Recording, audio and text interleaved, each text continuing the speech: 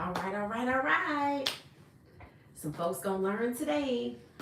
We getting ready for Kansas versus Colorado. Now, to me, this will be a UCF type game. What I mean by that is, y'all hear it every week. Oh, they have a dual threat quarterback. He likes to run. He likes to throw the ball. So let's talk about Kansas just for a little bit. It's true. Their 4-6 record does not depict their latest success.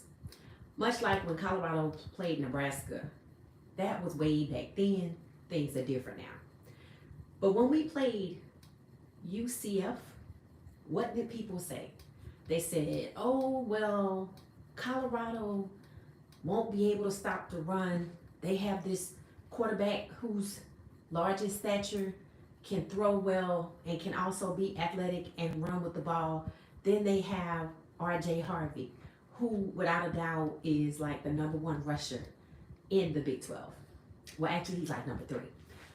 So basically, what they're saying when we play Kansas, who's on the upswing, has taken down number 1 and number 3, BYU and Iowa, with Colorado right in the middle. They're saying they're going to take us down too. But not so fast.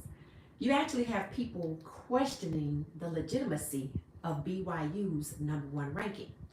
Now, when Colorado played Utah, which was last week, we were playing the number 1 defense in the country. And I checked the stats today, and right now, BYU has the number 1 defense in the country.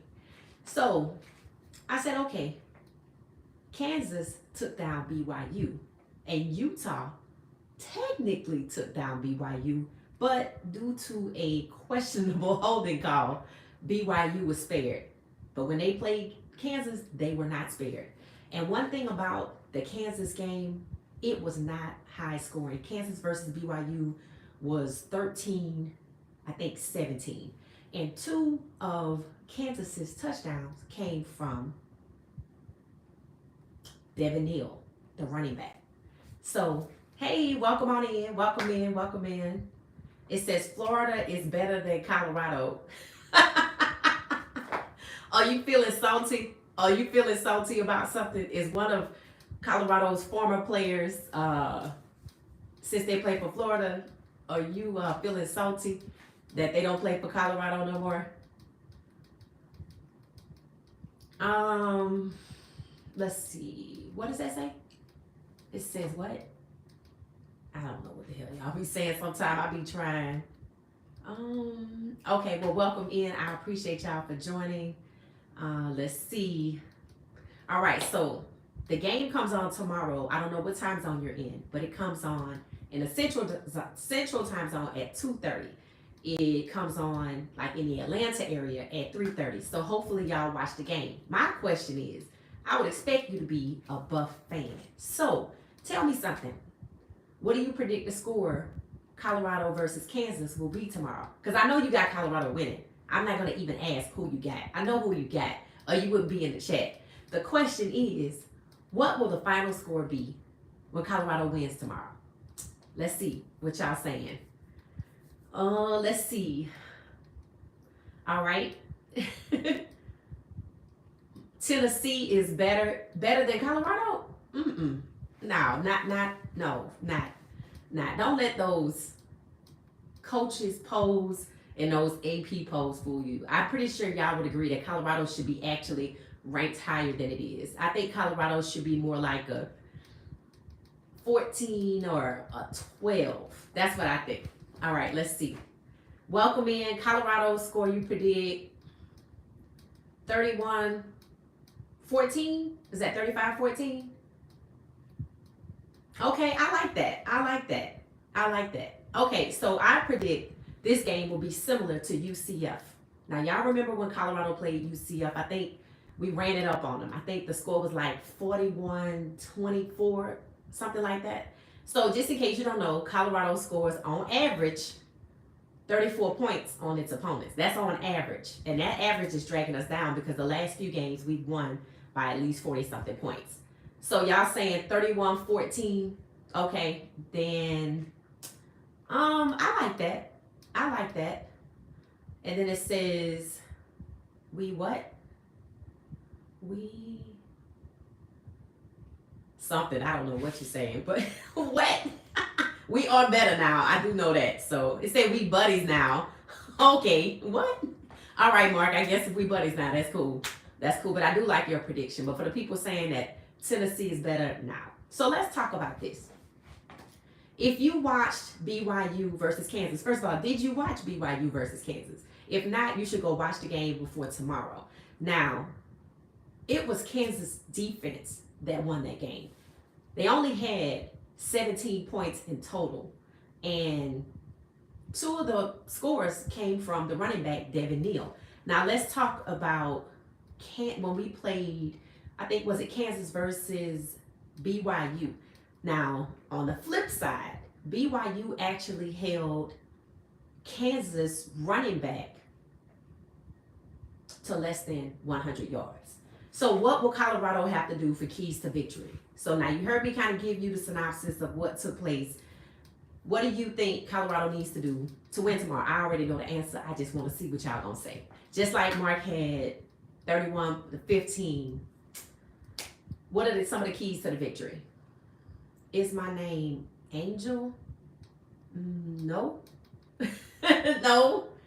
It says you look like that. Basketball player Angel Reese? Nah, I don't think I favor Angel Reese, but that's cute. Thank you. I am a fan of Angel Reese, but I do not think we favor, but that's cool. Thank you. Okay, so back to the keys to victory. Y'all don't have any, so let me give you some. Okay, so Colorado has to stop the run. No longer is the question being asked, can Colorado's defense stop the run? The answer to that question is obvious. Yes, Colorado's defense can stop the run. Now, what I heard Kansas coach say is that they're going to apply pressure. They're talking about Shedeur. They're talking about our offensive line. Now, the last time I heard somebody say something like that, I felt like we got cheated in the game, and that was Kansas State. So Kansas State. So to me, when they keep saying we're going to apply pressure and they feel like that's the only way to stop us, that really makes me wonder, like, what's really going on when they say that? It's almost like they feel like they have an advantage over our O-line. And y'all know our O-line has changed. Y'all know we have Cash Cleveland. We have Jordan Seaton on the outside. We still got Tyler Brown, who plays two ways, defensive line and offensive line. And then we rotate. So it could be on the right side. It could be 67, 66, 55, 54, hell, 59. It just depends. So what does it say? Oh, you're a Notre Dame guy. Okay, that's cool. That's cool. Notre Dame is actually good. Did they get any NIL money?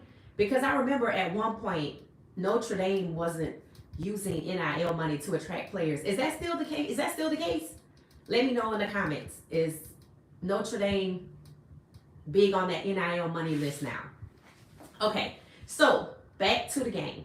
So what Colorado has to do, number one, is protect Shedeur. And I feel like at this late stage, with only 2 games left, we shouldn't be talking about that. And I know Cash Cleveland will do his job. I know Tyler Brown will do his job. 66. I think 66 will plug in and play as well. And then we have, of course, Jordan Seaton. Now, Cash Cleveland is a freshman. In his last game versus Utah, where we ran up the score again, Cash Cleveland did not allow any pressures on Shedeur. So I believe, overall, the O-line will protect Shedeur. Now, it's up to the coaches once they start to see some type of lack from the O-line, probably on the right side, to make those adjustments and make them quickly. So that's one key to the game. Protect Shedeur, make adjustments if there's some type of inefficiency. All right, so what are y'all saying?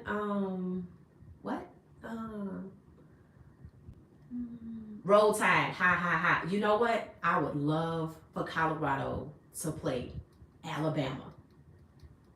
Yes, in Atlanta last year, Alabama came to town to play Georgia. I think it was the Peach Bowl. And I went to the Marriott Hotel to get coffee because they have a Starbucks, right?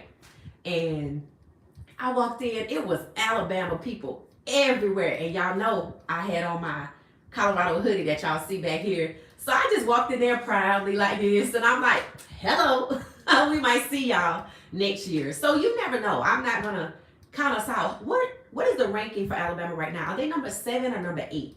Drop that in the comments if you know the ranking for Alabama. And let's see. I love your what? Oh my God! I swear I can't see. I love your something. I love your content, my channel. Keep up the great work. Thank you so much. Thank you so much. Okay, so we talked about one key to the victory, very important, being protect Shedeur and make adjustments if we see any inefficiencies with the O-line. Number 2, run up the score. Run up the score. Start fast. But even if you don't, run up the score. Now, with the Utah game, remember, the first offensive drive by Colorado, there was an interception. I say it that way intentionally, but Shedeur was throwing the ball, got bumped a bit, so the ball didn't get the trajectory that it needed. And number 8 from Utah picked it off and ran it back. But did that stop Colorado? No, because we still beat them and it wasn't even close. So, run up the score. Don't make it close, because do not forget, we still have to play the refs. Even if we don't think we do, if we didn't see the issues last week versus Utah, run up the score so we can protect ourselves from any type of poor judgment calls when it comes to officiating. Run up the score. That's number 2. What else? No. I don't know. Oh, okay. So somebody being rude. Okay. All right. We just going to ignore the people being rude. So, number 3. Okay. So I said this last week, and this holds to be true. When BYU played Kansas, it was Kansas defense that basically ended that game. And in my opinion, BYU thought they would just have a basic run call over Kansas defense. And I don't know why, because they were held to 13 points all night. So that was poor judgment and coaching. But Kansas's defense looked like Colorado in the red zone. So our defense is going to have to bring it against their offense. And to me, they like to rely on their running back. So, of course, we got to stop the run. But we don't just have to stop the run. We have to adapt and prepare for any play fakes and pass fakes. They're big on that. And let me tell you why. So they struggled early in the season, and it was because their quarterback was having some issues. And when they played Iowa State, I think he had over 250 yards passing, but not one touchdown. And his numbers, his completion to passing rate, it was off. He was not accurate at all. So I noticed that the more he has to throw the ball, the less accurate he becomes. Now, for the BYU game versus Kansas, he didn't have to throw that much, only like 169 yards, and his numbers look better. So they realize that they have to get their run game to actually do the scoring and get them more involved. But if their run game is shut down, you'll see the same result that you see with BYU. The scores are low, and they have to rely on the defense to win. So that means that Colorado's defense has to bring it and apply pressure, not just to the quarterback for sacks. Yes, we need those, but also to their receivers. We need to match up well, not just in ability, but in size. Now, we know Travis Hunter can actually catch between 4 defenders in the area and 2 in the proximity up close. So, hell, size don't matter when you really have somebody who's vertical, looks like it's about 40 feet. It's insane. So that's good that way. Now, against Utah, I think it was DJ McKinney. He was boxed out by a big player who looks like he should have about a house, a dog, 2 kids, and an NFL pension because he's been in the league about 3 years. That was a big guy. Go watch Utah versus Colorado. If you have not, you are doing yourself a disservice. That is a good game. So, defense has to bring it, apply pressure to the quarterback. We need a few sacks. The game is at Arrowhead Stadium where the Kansas City Chiefs play.